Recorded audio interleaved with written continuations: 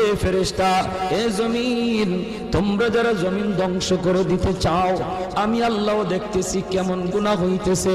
যেই মানুষ আমি আল্লাহ এত আদর করে বানাইলাম, আসমান আল্লাহ বানাইছেন কুন ফায়াকুন বইলা, ফেরেশতা আল্লাহ বানাইছেন কুন ফায়াকুন বইলা, জমিন আল্লাহ বানাইছেন কুন ফায়াকুন বইলা, কিন্তু আমারে আপনারে আল্লাহ পাক কুন ফায়াকুন বইলা বানায় নাই। আমাকে আপনাকে যখন আল্লাহ বানাইছে, খালাকতু বিয়াদাইয়া, আল্লাহ বলে আমি আমার নিজের হাত দিয়া বান্দা বান্দিরে বানাইছি।